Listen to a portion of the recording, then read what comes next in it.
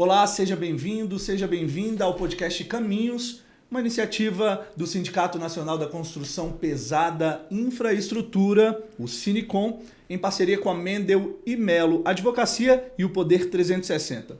Eu sou o Rui Conde e aqui é um espaço criado para a gente debater os desafios e as oportunidades da infraestrutura no Brasil, para que a gente possa ter uma conversa aqui direta e franca com especialistas, pessoas que são autoridades no setor. Hoje falaremos sobre o programa de parcerias de investimento da Casa Civil da Presidência da República, o PPI, e uma iniciativa que vem movimentando fortemente o setor da construção pesada e da infraestrutura aqui no Brasil. Para esse debate, ao meu lado, eu tenho aqui mais uma vez a honra de estar ao lado do meu companheiro Humberto Rangel, que é diretor executivo do Sinicom, que também será o nosso entrevistador ao longo desse episódio. Muito bem-vindo, Humberto. Obrigado, Rui. Prazer dividir essa bancada com você mais uma vez. E um prazer especial receber o secretário Marcos Cavalcante, que é um técnico de qualificação especial, com uma trajetória na administração pública a nível estadual e agora a nível federal, que nos orgulha, a nós especialmente como baianos, ter uma representação de tão alto nível. O secretário é engenheiro mecânico, ele é formado na Universidade Federal da Bahia e secretário hoje é secretário especial do Programa de Parcerias de Investimento da Casa Civil da Presidência da República, que é um programa fundamental para a tão necessária, tão desejada e que está, vamos dizer, acontecendo, retomada dos investimentos em infraestrutura, tanto público quanto privados. Então, eu pediria ao secretário que ele ampliasse um pouco, com tão vasta experiência e currículo e trajetória, que ele falasse um pouco da sua carreira profissional, para que a gente oferecesse aos nossos associados, aos nossos espectadores aí um conhecimento mais preciso da importância da figura que o secretário é. Primeiro, agradecer o convite de estar participando aqui com vocês desse bate-papo. Agradecer ao sindicato, ao escritório de advocacia, ao Poder 360. E um prazer estar encontrando você, Rui, conhecendo e revendo aqui Rangel, conterrâneo aí do estado da Bahia. E dizer que eu, como o Rangel começou a falar, eu sou engenheiro mecânico por formação, fiz economia, cursei, mas não cheguei a concluir. E vou dizer uma particularidade logo para a gente relaxar. Quando eu escolhi engenharia mecânica, além dos motivos, eu não desejava trabalhar no serviço público. Mas o destino veio a fazer com que eu viesse trabalhar no serviço público. E eu dizia assim, eu não quero ser engenheiro eletricista, que eu posso trabalhar na Companhia de Engenharia Elétrica do Estado, que é uma estatal. Não gostava de engenharia química, engenharia civil também, nem mecânica, não tenho a menor chance de trabalhar no serviço público. Não vou trabalhar no DR, né? Não vou trabalhar nisso, mas o destino me fez ir para o serviço público há mais de 40 anos, os cabelos brancos já indicam isso, e trabalhar no DR, trabalhar com obra de infraestrutura, ser 9 anos secretário de infraestrutura, ser 12 anos responsável por construções na Bahia, e com experiências também de diretor-geral do Tribunal de Justiça da Bahia, diretor-geral da Assembleia, e que me deu uma visão. Eu digo que eu trabalhei aí nos 3 poderes e vendo a diferença. Fui no ano passado, uma eleição no ano retrasado, né, do presidente Lula, eu fui chamado para fazer parte da equipe de transição e, posteriormente, convidado para liderar, junto na Casa Civil da Presidência, que a Secretaria Especial do Programa de Parceria e Investimentos estava retornando à Casa Civil da Presidência, liderar essa secretaria com a missão de a gente trabalhar mais amplo até do que o projeto original do PPI, da gente coordenar todas as atividades de parcerias e investimentos. Aí observe que o I de investimento, a gente pode estar dentro do PPI enquadrando empreendimentos que sejam 100% do setor privado, desde que eles sejam reconhecidos pelo governo, pelo Conselho PPI, pelo Presidente da República, como um empreendimento de importância estratégica para o Brasil. Além de acompanhar o que a gente chama o pós-leilão. É muito bonito você ir, Rangel, lá no dia na Bolsa de Valores, bate aquele martelo, sai todo mundo comemorando. Sim, e o depois? Cadê o problema do órgão ambiental? Cadê o problema do IFAM? Cadê o problema da desapropriação? Para a gente trabalhar nesse sentido de agilizar os investimentos que a gente contratou tão bonito naquele evento da Bolsa de Valores, que a maioria é feito lá na Bolsa de Valores. Maravilha. Antes da gente começar esse bate-papo aqui, que eu acho que vai render bastante, hein, Rangel?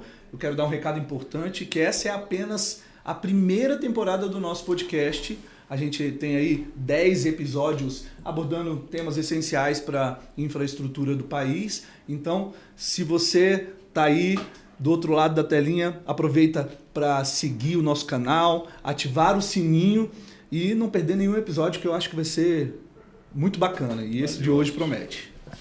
Secretário, para começar a nossa conversa, a gente gostaria de ouvir do senhor um balanço do PAC, que tem um número realmente, o terceiro PAC tem um número que impressiona, é um número de 1,8 trilhão, distribuídos em 9 eixos estratégicos. Então, conhecer um pouco o volume de investimentos já realizado, que tem para realizar, quais são as dificuldades, os obstáculos, porque realmente é um programa ambicioso num setor onde o Brasil precisa ser continuamente ambicioso. A gente discute muito equilíbrio de contas, mas nós temos que discutir o futuro. E não há futuro sem investimento. E é nesse sentido que a gente queria lhe ouvir com relação ao PAC. Falar um pouco da estruturação do PAC, né? Nós enfrentamos uma escassez de recursos discricionários do governo federal. Então, se você observar o PAC do 1 tri 700 que você tem aí, aproximadamente menos de 400 bilhões são recursos do OGU ao longo de 5 anos, né? Esse PAC foi programado para investimentos que são o ciclo do mandato esse terceiro mandato do presidente Lula, mais o primeiro ano do outro ciclo de mandato presidencial, para a gente já garantir a continuidade no primeiro ano do próximo ciclo de 4 anos. Então, você tem aí que cerca de quase 380 bilhões são recursos de OGU, dividido ao longo desses 5 anos. O restante é o quê? Empréstimos do BNDES para as concessões, PPPs, dos subnacionais. Um exemplo, a gente acabou de licitar, apoiada pelo governo federal, o saneamento do estado de Sergipe, o saneamento do estado do Pará, o saneamento lá, a empresa de privatização do serviço de saneamento do Piauí.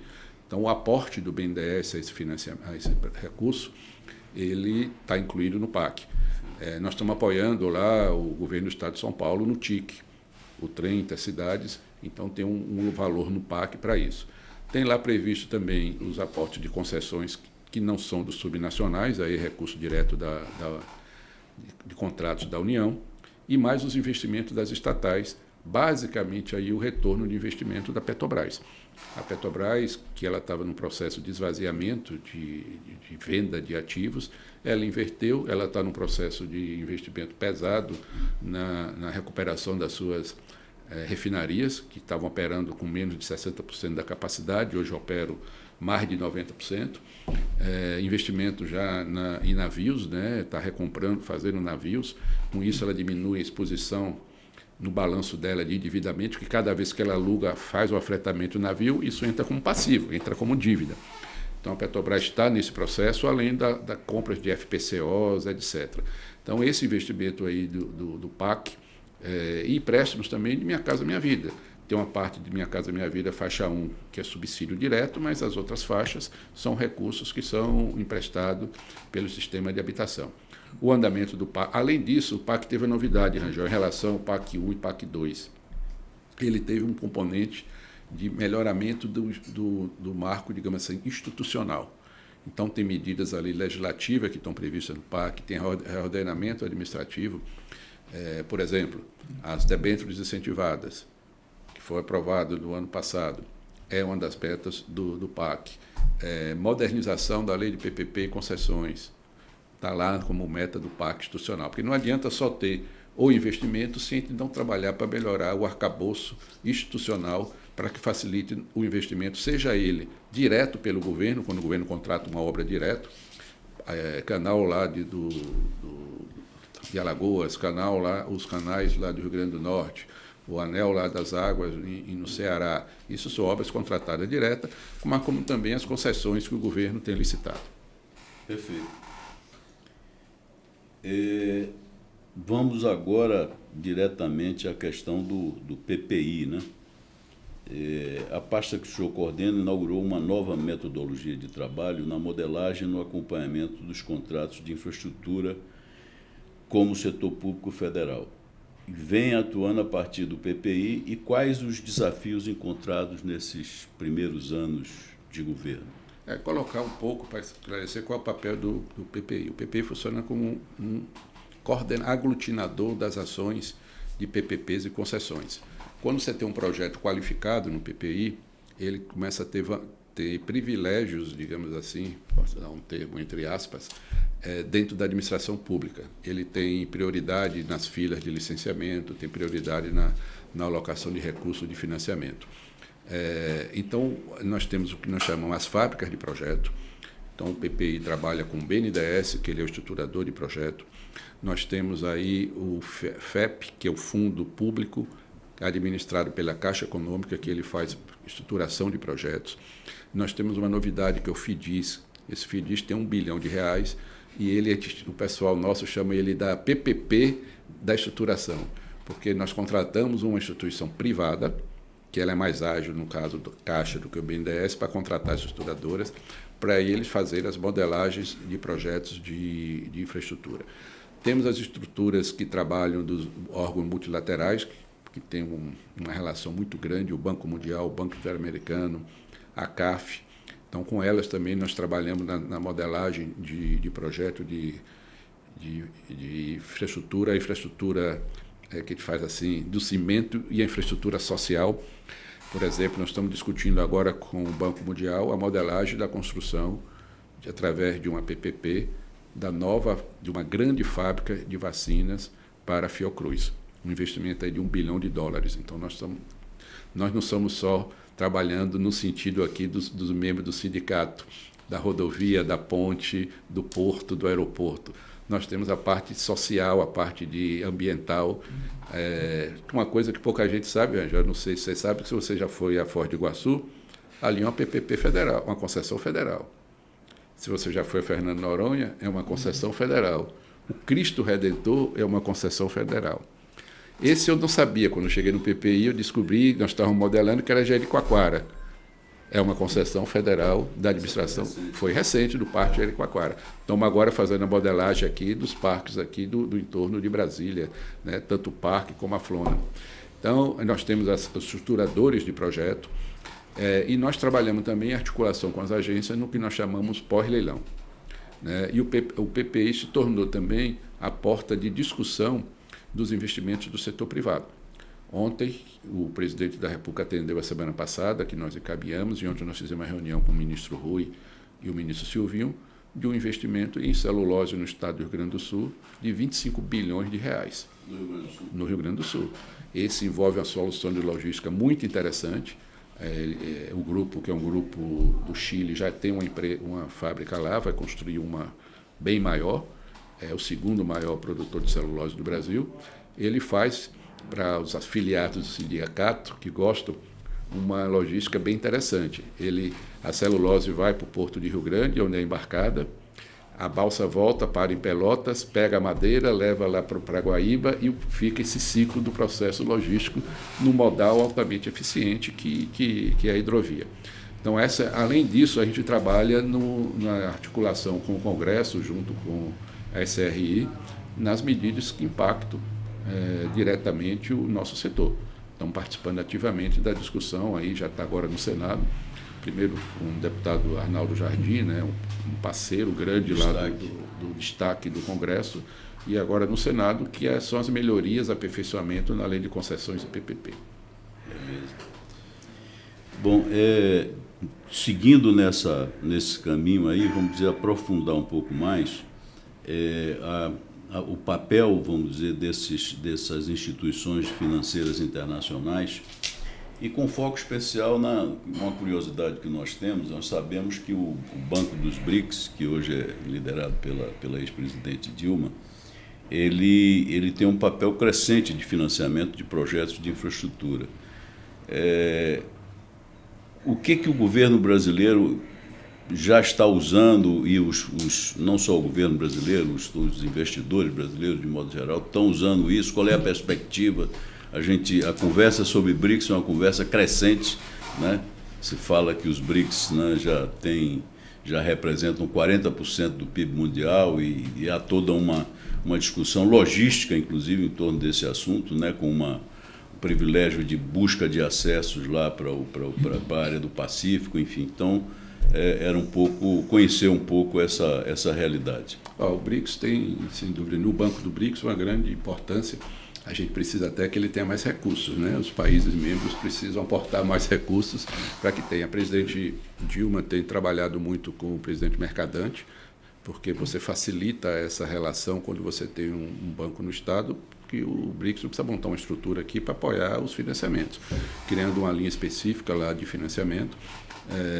Nessa discussão que a gente tem tido lá com outros parceiros do BRICS, especialmente a China, uma discussão muito de apoio à área de tecnologia da saúde, com centro de inteligência voltada artificial para a saúde, que a gente possa fazer um modelo semelhante ao que foi feito no passado com o SARA, com o Bichec, né, onde você tem aqui em Brasília e tem em alguns outros estados, Bahia, e a ideia seria isso também. Você tem São Paulo, Brasília e outro estado na área de inteligência artificial para a saúde, que é um projeto que a presidente Dilma gosta muito, tem um carinho muito grande por isso, e nós estamos avançando nessa relação. Claro que toda vez que a gente fala de empréstimo internacional, os investidores brasileiros e estrangeiros sempre vêm com aquela pergunta do risco cambial, né? Nós estamos evoluindo, Angel e Rui, nos nossos contratos, principalmente os subnacionais, em eles estarem no contrato absorvendo uma parte do risco cambial. Embora é difícil você explicar, principalmente ao investidor estrangeiro, quando se olha uma curva de 30 anos, a variação cambial ela se anula com a nossa inflação e nossa rentabilidade. Mas qual é o problema? Às vezes você tem uma parcela para vencer em determinado mês, e se você tivesse a parcela vencendo em janeiro, você estava com dólar de 6 e alguma coisa. Se sua parcela está vencendo hoje, ela está com 5,50 e pouco. Então isso dá um diferencial, e ainda fazer seguro de hedge no Brasil é caro. Mas o Ministério da Fazenda e o BNDES estão estudando uma fórmula de fundos, que já tem um fundo clima, né, onde você pode neutralizar esse risco cambial, porque é o risco que o Tesouro poderia absorver. Com isso, a gente facilita o ingresso de recursos externos aqui. Antes da gente conhecer os projetos que estão movimentando aí o país na infraestrutura, eu quero falar um pouco, mudar para esse bloco de investimentos. Eu quero entender um pouco mais sobre investimento. Eu vou passar a bola para você, Angel, para que a gente possa se aprofundar nessa parte de investimentos. Perfeito. Bom, é disso que nós estamos tratando aqui fundamentalmente. Esse é o interesse fundamental do nosso associado, cujo mercado está visceralmente ligado à questão de investimento.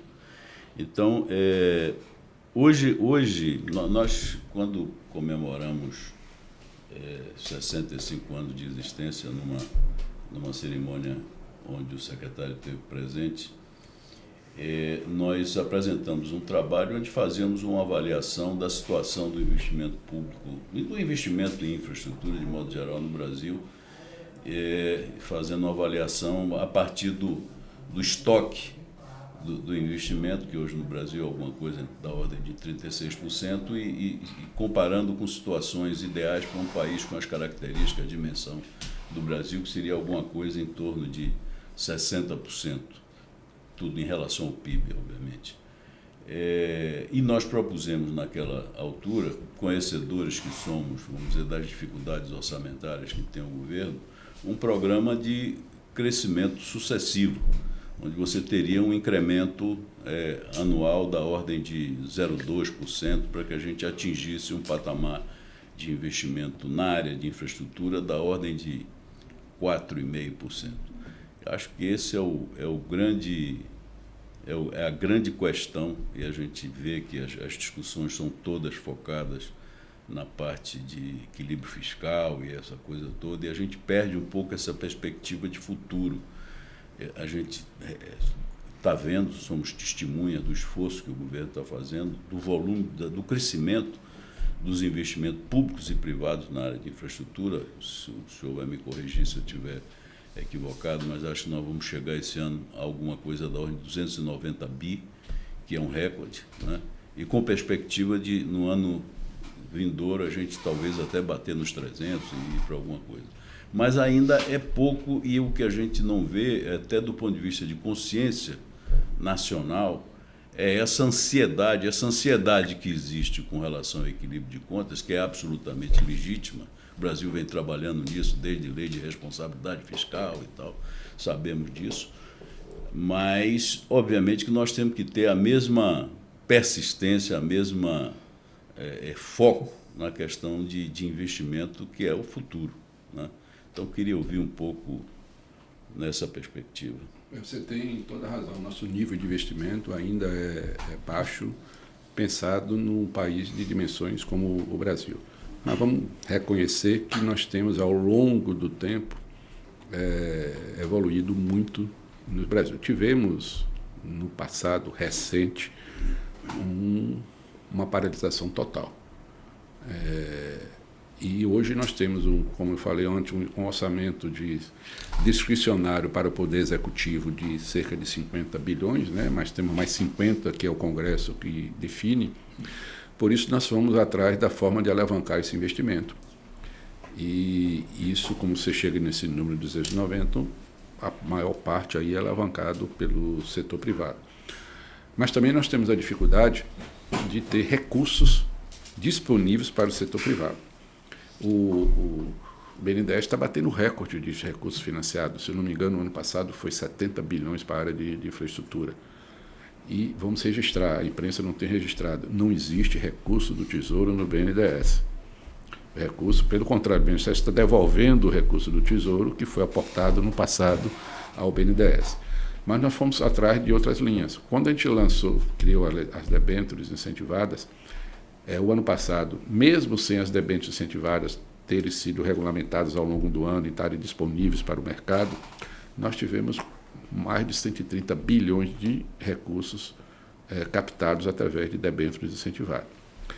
Quando a gente mudou a debênture incentivada para ela poder ser atrativa para fundo de pensão, nós estamos trazendo uma forma que fundo de pensão possa investir no setor de investimento através da compra de debêntures, onde ele vai ter menos risco do que ele ser sócio de uma SPE, como já foi no passado. Quando ele permite que uma debênture seja emitida em espelho, em moeda de outro país, eu tenho uma emissão em euros da Europa, uma emissão em dólar, uma emissão em ien no Japão, eu facilito que o investidor estrangeiro possa, em vez de ele estar sócio de uma empresa aqui no Brasil ou sócio de uma concessão, ele está investindo, comprando uma dívida daquela concessão, claro que em moeda estrangeira. Mas você tem razão, isso não é para ser um projeto de governo. O Brasil tem que tratar isso como um projeto de país, um projeto de nação. Nós estamos melhorando a nossa competitividade enorme. O presidente Lula, quando esteve na Alemanha no dezembro de 22 ele ainda estava disputando a eleição, já estava eleito, afinal. Ele falou que, quando ele teve no passado, no mandato dele segundo, ele falava muito para a Alemanha sobre etanol. E a Europa nunca quis, ele disse, a Europa nunca quis comprar o etanol, preferiu o gás russo e hoje tem esse problema. E um dos argumentos que a Europa usava é que nós iríamos produzir etanol e íamos diminuir nossa produção de alimentos. Anos depois, o Brasil é líder mundial na produção de alimentos, por causa da tecnologia, produz etanol, e hoje nós temos até o inverso. Segundo o ministro Fávaro, nós já temos no momento mais de 40 milhões de hectares de terras que foram usar pastagens degradadas, que não são mais necessárias para pastagem e pode ser utilizada de outra maneira. Nós vamos aumentar ainda mais nossa produção sem nós precisarmos fazer nenhuma supressão vegetal a mais na nossa matriz. Mas aí você vê o outro ponto. Nós vamos precisar de mais logística. Não vamos precisar de mais ferrovia, não precisar de mais de hidrovia, não precisar de mais terminais portuários para que a gente possa fazer a exportação do nosso material. Então, sem dúvida nenhuma, a gente tem um bom desafio no Brasil. Nós temos uma necessidade de investimento e investimento feito em infraestrutura gera uma outra coisa que é emprego. Nada mais emprega e mais rápido do que a construção civil. Então, investimento em habitação, investimento em estrada, em rodovia, ele emprega mais rápido e emprega uma população também de baixa formação, que outro problema que a gente tem é melhorar a formação da nossa mão de obra, para que a nossa mão de obra, no futuro, possa ter possibilidade de acessar os postos de trabalho do futuro, não os postos do trabalho do passado. No passado, na época, Rangel, nossa, tinha um telégrafo, né? Você ainda pegou o telégrafo. Né? Nós pegamos, nós dois, o telex. Hoje, quem está ouvindo aqui não sabe nem o que é telex, nem fax se lembra mais do que é. Né? Então, nós temos que ter uma formação melhor também na nossa mão de obra. Secretário, o senhor é um profundo conhecedor e defensor da infraestrutura regional, né? Quais são os principais projetos em andamento hoje no país e quais os setores que apresentam aí maior potencial de investimento, na sua opinião? Nós fizemos grandes leilões na área de linha de transmissão. Por quê? Porque nós temos o Nordeste do Brasil com o maior potencial de produção e geração de energia renovável e nós temos um grande centro de carga ainda no Sudeste. Então, nós fizemos os leilões de linha de transmissão, são praticamente 60 bi de investimentos, que a gente vai permitir escoar essa produção e diminuir até um problema que está tendo hoje de restrição de geração por falta de escoamento dessa energia. Mas aí também gera um desafio, Rui. Eu tenho hoje no Brasil necessidade de gerar consumo de energia.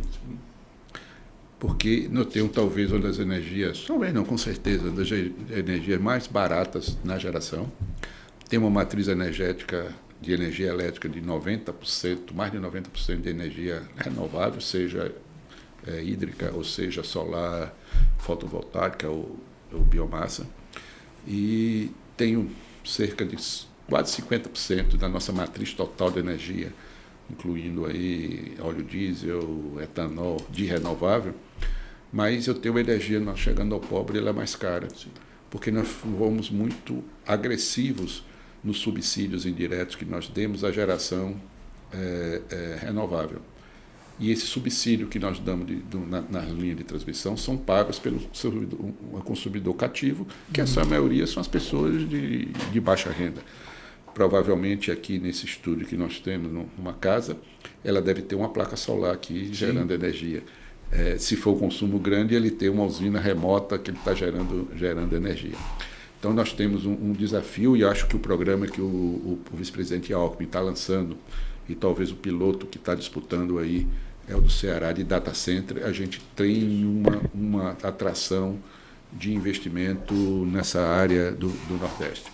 Nós temos as conclusões das ferrovias. Nós passamos 30 anos para fazer Norte-Sul, né? Desde Sarney, né? Desde Sarney, o presidente Lula até quando inaugurou convidou o ex-presidente Sarney para ir, finalmente quando os trilhos se encontraram. Transnordestina, 30 anos.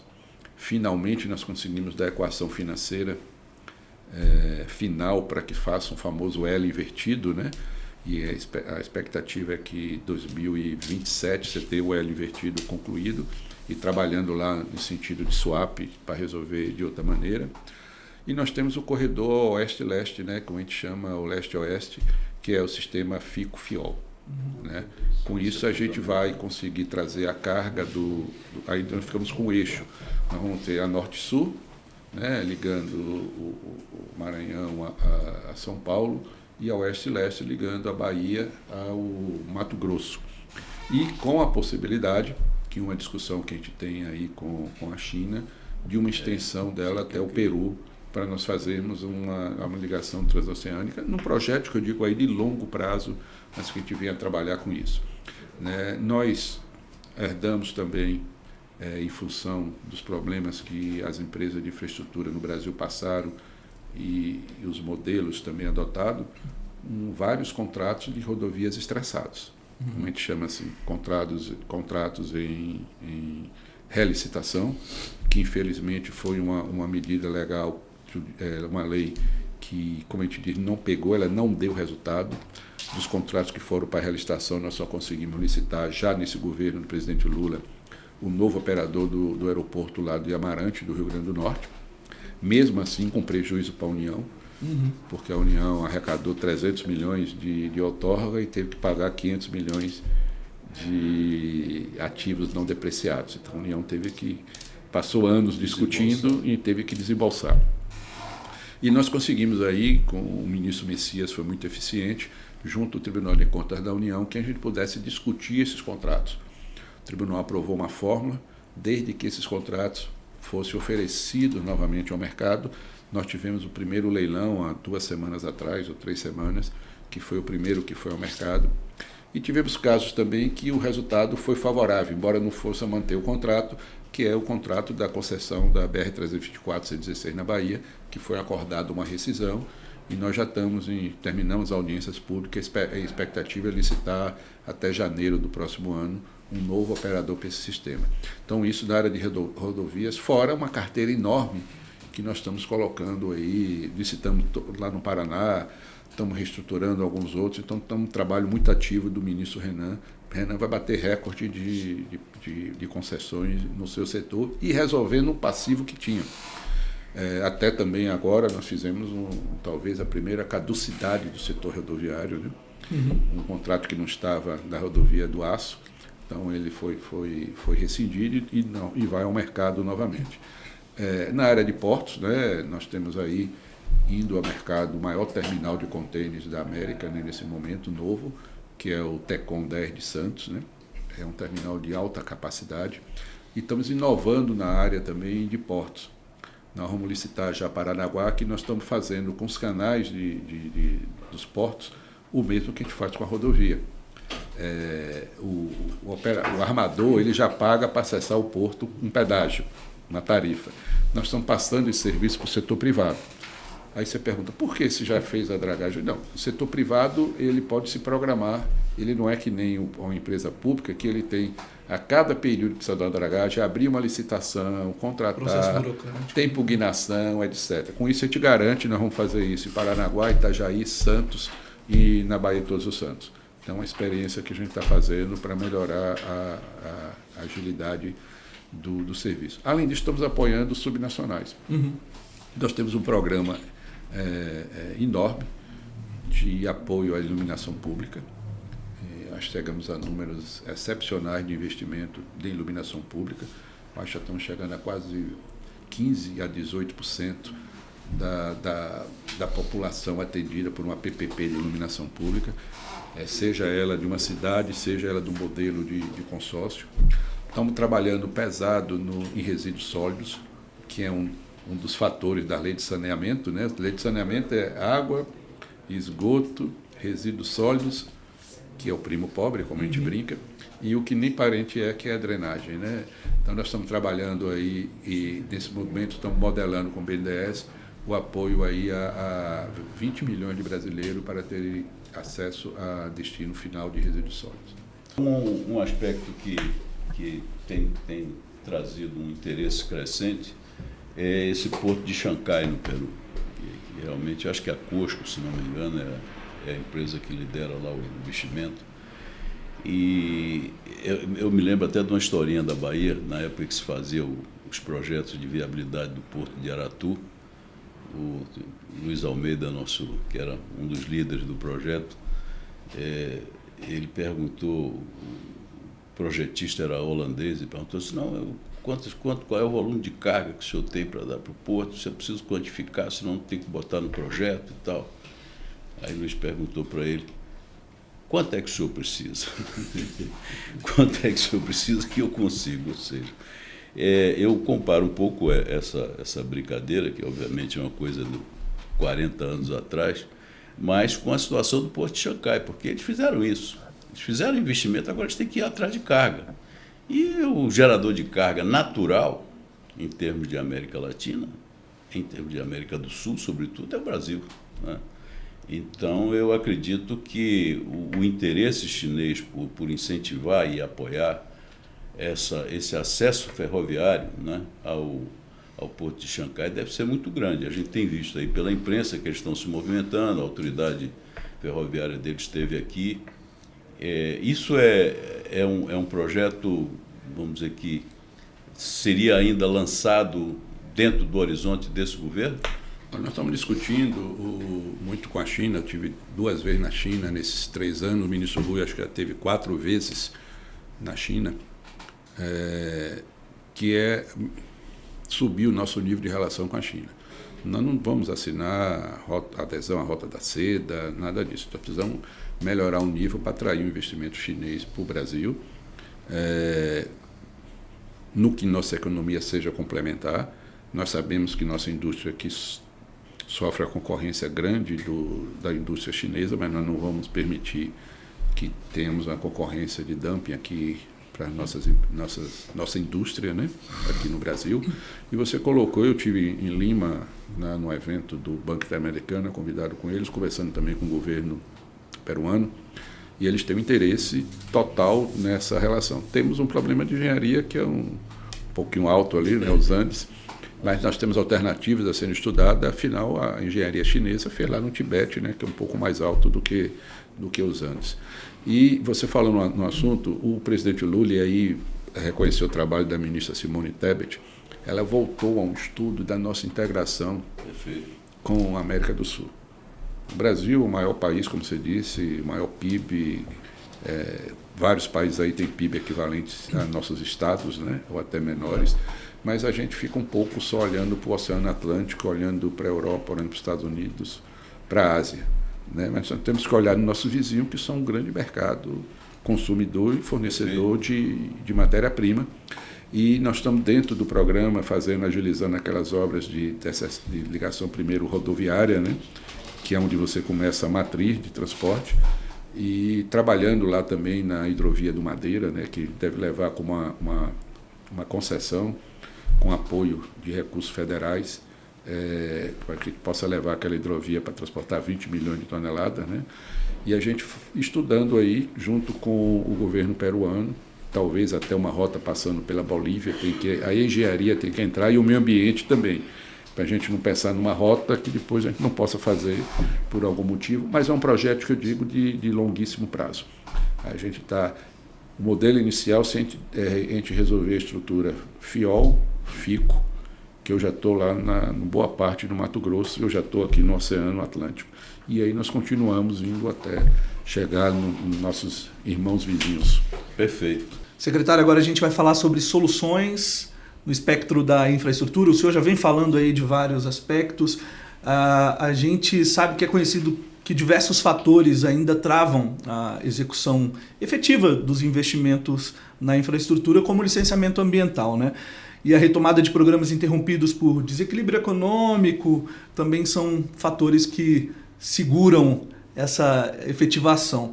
Então, ao mesmo tempo, iniciativas como a criação do CSEX Consenso, né, pelo TCU, tem sido celebrada como passo na direção da retomada de avanço, de investimento. E aí eu queria entender do senhor quais são as barreiras que ainda precisamos enfrentar, que a gente precisa superar para transformar esses programas em obras efetivamente. Você tocou num ponto crucial. Falei rapidamente quando eu falei dos contratos estressados. Nós passamos por um momento de destruição da engenharia brasileira e avanço mais de engenharia das empresas brasileiras. Hoje você tem uma grande dificuldade de ter empresas na área de construção que tenham não capacidade técnica, que a capacidade técnica elas não perdem, mas capacidade, como a gente chama assim, de balanço, para ele alavancar investimentos de grande valor, não para a obra pública, que as exigências são menores, mas até para ele trabalhar para o setor privado, seja uma grande indústria, seja uma concessão de grande valor. E com isso nós tivemos uma criminalização quando você falava de qualquer renegociação de contrato. Um contrato de concessão, diferente do contrato de obra, que ele é impactado, mas ele é um contrato de 2 anos, 3 anos, quando é uma obra grande, ele é um contrato de 30 anos. Durante 30 anos, vamos retroagir a 30 anos atrás, se a gente estava gravando um programa com essa tecnologia que a gente tem hoje aqui.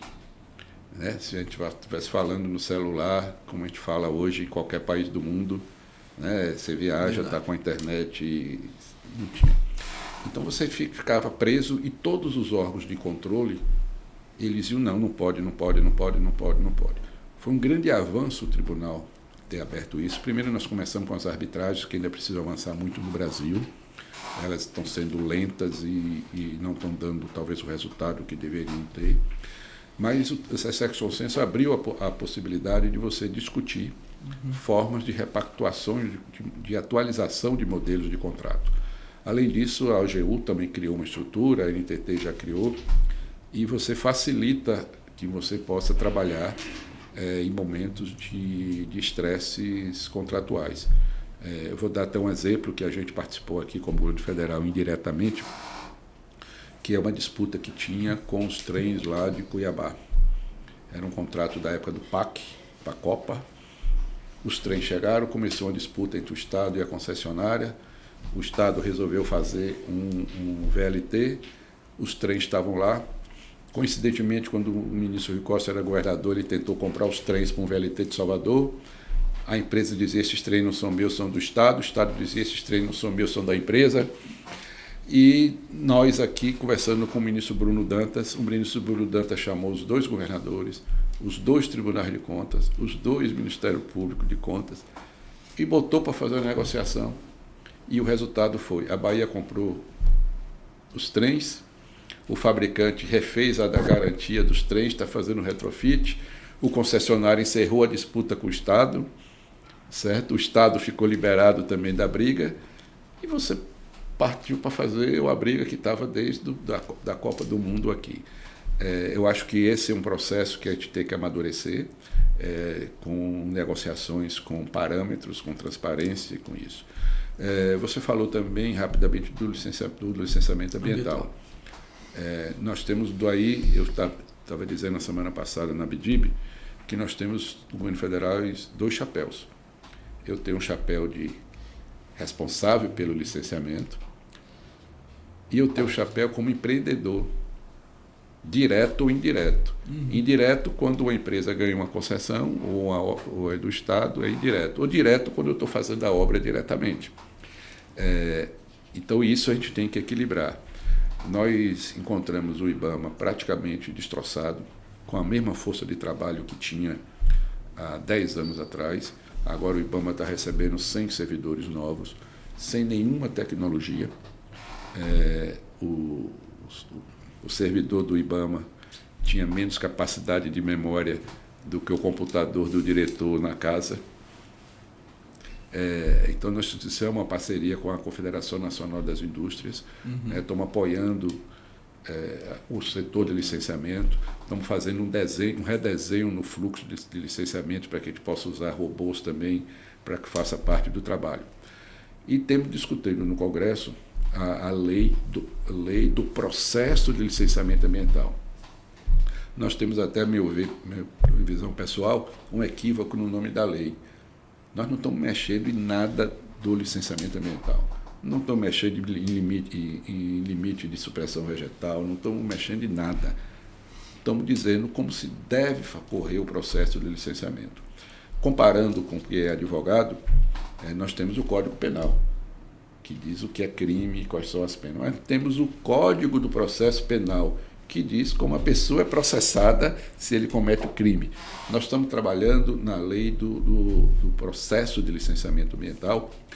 Não conseguimos colocar um artigo que a gente apela que volte, que é a Advocacia da União defender o servidor do órgão ambiental quando ele pratica o ato. Isso é fundamental. Eu tenho um caso do licenciamento do empreendimento privado no estado do Rio Grande do Sul, que os 25 servidores do IBAMA que assinaram digitalmente, né, deram enter lá do processo, receberam o processo do seu CPF. E observe que não tem problema, porque o licenciamento já foi feito até há pouco, recentemente. Mas quanto isso atrasou, quanto isso deu de segurança? E um projeto foi aprovado na Câmara, foi para o Senado, o Senado agora retornou para a Câmara, tem acesso, a gente tem pontos que a gente também acha que o Parlamento, nas suas emendas, colocou coisas que não fazem sentido, mas o mais importante é dizer que a gente precisa de um regramento. Nós temos milhares de decisões, falo em 7 ou 8 mil normas, e com certeza alguém vai achar uma, quando for dado o licenciamento para o seu empreendimento, que o IBAMA feriu, o órgão ambiental até estadual, feriu alguma das milhares de normas que tem. Então, acho que isso a gente pacifica o licenciamento, a gente está aumentando uma relação muito forte, não adianta criticar nossos colegas servidores públicos do IBAMA, a gente tem que dar uma estrutura também para que eles tenham condições de trabalho. Eles são o mesmo número de 10 anos atrás, com 3 vezes mais licenciamento, porque nós estamos aumentando investimento. Se a gente fala 200 bilhões, Rangel, de investimento, são quantos projetos que aparecem lá no órgão ambiental para ser licenciado? Né? Quando a gente fala da expansão industrial, uma nova fábrica de etanol de milho, é um licenciamento ambiental. Saneamento, a gente aumenta, precisa de licenciamento ambiental. Mas também estamos fazendo do outro lado, Rui. A gente tem um projeto muito bom junto com o Ministério de Meio Ambiente, que são as concessões de florestas e parques. Então, nós já temos aí 3 milhões, eu acho que estamos chegando, de hectares de florestas que são concedidas por setor privado para fazer a sua exploração racional, seja na retirada de madeiras dentro de certo limite, seja também na recuperação de área degradada, tendo como renda o crédito de carbono. Então, isso a gente cria uma eficiência na preservação das florestas e áreas nacionais, porque se não tiver ninguém tomando conta, nós não temos condições de ter um fiscal por cada metro quadrado de área. E a gente dá também uma posição que é muito do presidente Lula, que ele diz que a vantagem da COP ser na Amazônia é que o mundo vai ver que tem 20 milhões de brasileiros que moram na região amazônica. Sim. E essas pessoas precisam ter luz, saneamento, escola, hospital, estrada e principalmente atividade econômica. Então a gente trabalha para que a gente dê uma atividade econômica na nossa grande floresta, né, nossa grande preservação, mantendo ela na sua plenitude. Na verdade, a gente precisa um pouco mais de equilíbrio entre as partes nessa questão ambiental, assim como em todas as questões que se discutem no Brasil. A gente vê que há uma radicalização e um entrincheiramento de cada lado, em detrimento de uma discussão, de um diálogo, que é realmente o que pode resolver. O setor ambiental precisa trabalhar com prazos também, quer dizer, é fundamental. Você não pode entrar no empreendimento e buscar um licenciamento que o órgão não tem prazo. A gente sabe das dificuldades administrativas, sabe do potencial que tem a introdução de novas tecnologias, inteligência artificial, e acho que o diálogo está caminhando. Eu acho que está no Congresso, está caminhando bem, e é um elemento fundamental essa mudança de atitude para que a gente possa ter a preservação necessária e a velocidade necessária que dê viabilidade aos empreendimentos. Nós temos, já até para continuar nesse tema, olhar, e a gente tem chamado a atenção que nós temos que melhorar a qualidade do produto que é entregue no órgão ambiental. As grandes empresas já têm hoje na sua estrutura pessoas especialistas da área ambiental que sabem analisar até o que é um projeto que ele contratou e recebeu. Muitas vezes o órgão ambiental diz, a empresa contratada para cumprir o prazo lá, me entregou um bocado de papel, para receber a fatura lá do privado e ver. Nós temos que, por isso que eu digo, tem que ter um regramento claro do que processo. Do processo. O desempenho do IBAMA. E hoje não é só o IBAMA que faz licenciamento. Nós temos uma estrutura de licenciamento ambiental. Nós temos lá o INCRA, quando envolve comunidades tradicionais, né? Nós temos a FUNAI, quando se envolve a área de influência de comunidades indígenas. Temos o IFAM, quando envolve patrimônio histórico. Então, hoje nós começamos um trabalho forte no IBAMA e vamos avançar para esses órgãos. e principalmente a gente ter uma tranquilidade na transparência e não tratar o órgão ambiental como adversário, nem o órgão ambiental tratar o empreendedor, seja ele um órgão público, seja ele um empresário privado, pequeno ou gigante, como ele como adversário do meio ambiente. Perfeito. Secretário, eu queria aproveitar aqui que a gente está nesse tema. O TCU aponta que o Brasil tem hoje cerca de 12 mil obras paralisadas, né, com recursos da União. Uma parte expressiva desse problema é atribuída aos critérios adotados nas licitações e de obras de engenharia de forma geral. O senhor acha que é possível repensar o modelo licitatório para reduzir esses riscos e garantir uma continuidade plena aí das obras? Qual é a opinião do senhor nesse só sentido? Complementando aí, quer dizer, na verdade, o setor, esse é um tema caro para o setor de infraestrutura, que é, vamos dizer, o modelo atual de licitação, que é um modelo que penaliza muito a qualidade do serviço em função de um privilégio de preço. A gente sabe de toda a questão política que envolveu contratação de obras públicas no passado recente, e às vezes a solução é uma solução que gera, por exemplo, esse contencioso que nós temos hoje, 14 mil obras paralisadas, e que a gente atribui grande parte da responsabilidade, evidentemente que não estamos falando de 100%, mas uma parcela substancial disso decorre dos modelos inadequados de licitação de obras de engenharia. Não, só acho que concordo que além do modelo eram todos da Lei 8666, antiga, né? A Lei 866, entendi sua pergunta agora sobre a mudança também na nova lei, mas o que a gente detectou disso aí que tem problema é o seguinte, por exemplo, você fazia um convênio com uma creche como cidade do interior, você tem correção de preço pelo INCC. A União não repassava a correção de preço. Aí você tinha a burocracia, a obra começava, tinha que ter o carimbo da Caixa, isso. Em 2 anos, você sufocava o município, porque ele não tinha o dinheiro para pagar o reajuste para a empresa. O que é que nós fizemos? Nós fizemos uma medida provisória, foi transformada em lei, permitindo que a gente atualizasse o saldo remanescente. Então, se a empresa, a prefeitura ou o Estado fez lá 30% da obra, a gente pegava os 70%, atualizava para os preços atuais e refazia o convênio para concluir. Porque nós temos esse problema da dificuldade de gestão quando a gente faz o repasse do recurso. Mas isso eu estou falando de obras pequenas. Então, isso a gente temos que ativar o subnacional para que ele tenha interesse em concluir aquela obra.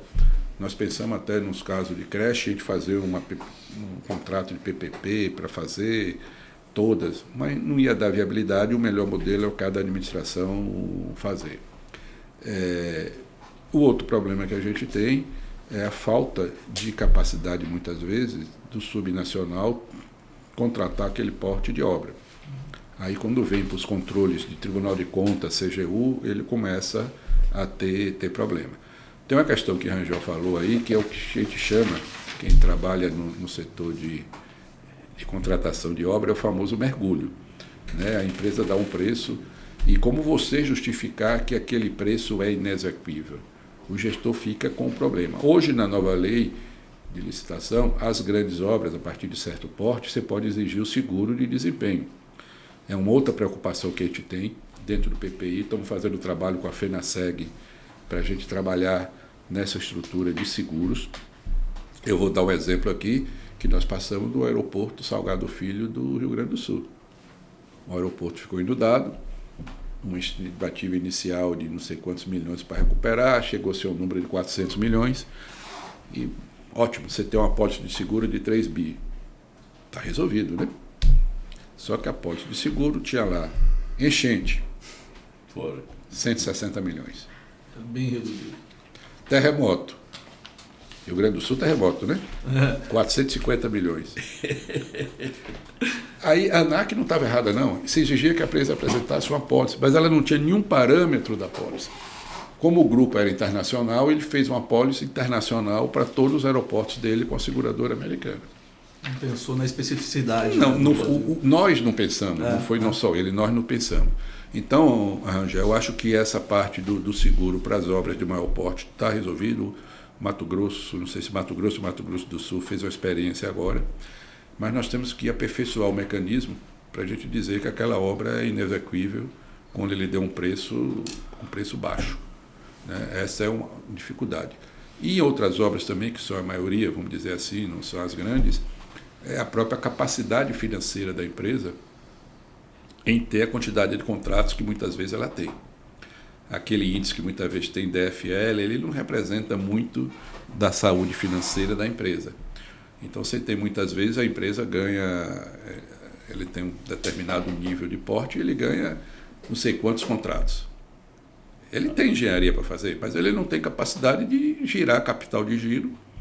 E a gente também não aperfeiçoa isso, que a lei permite que você vá olhar a contabilidade da empresa e ver o fluxo.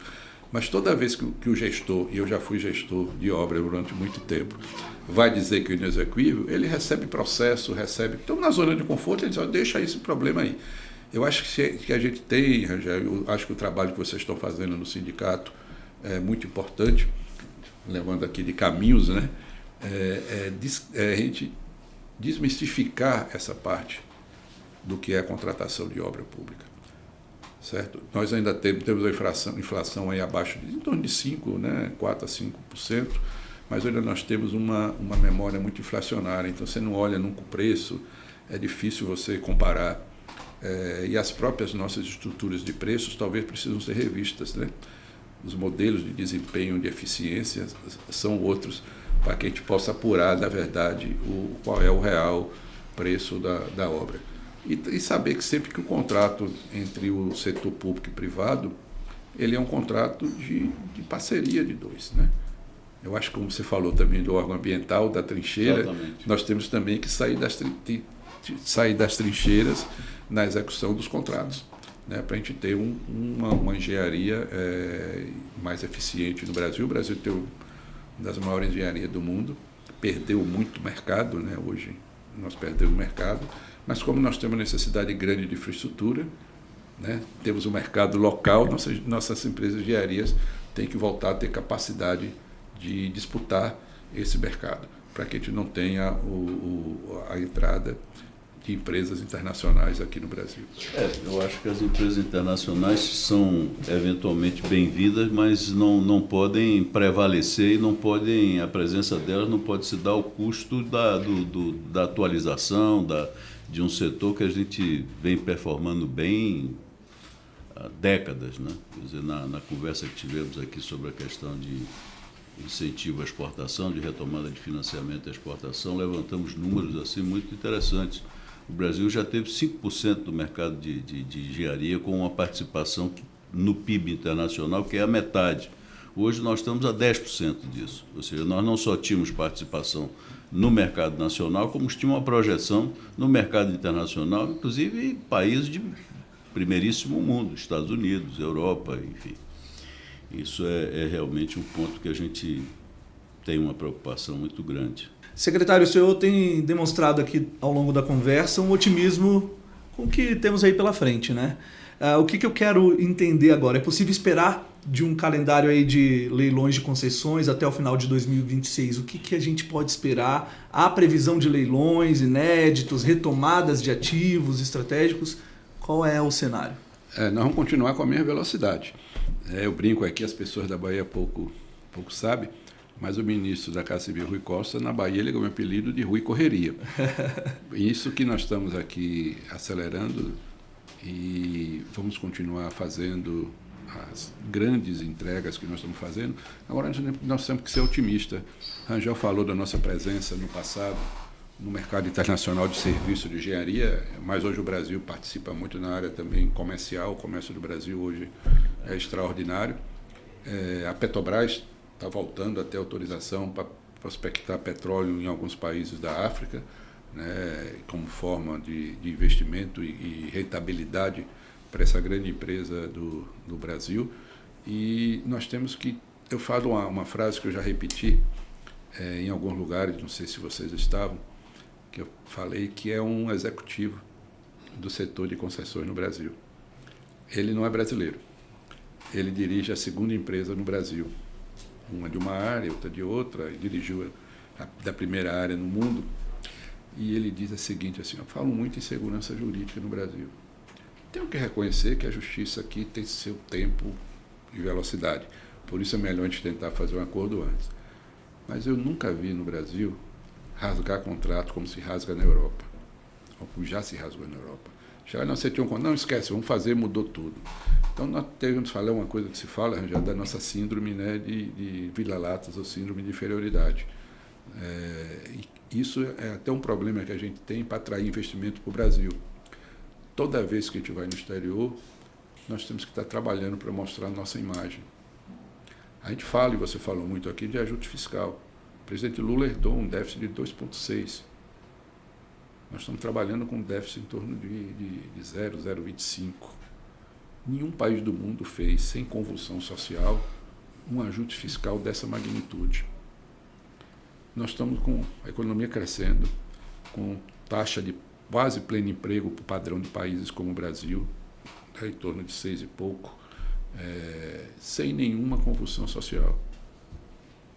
Esse que a Argentina está fazendo, destruindo tudo. Todo o colchão social, com problema, com tudo.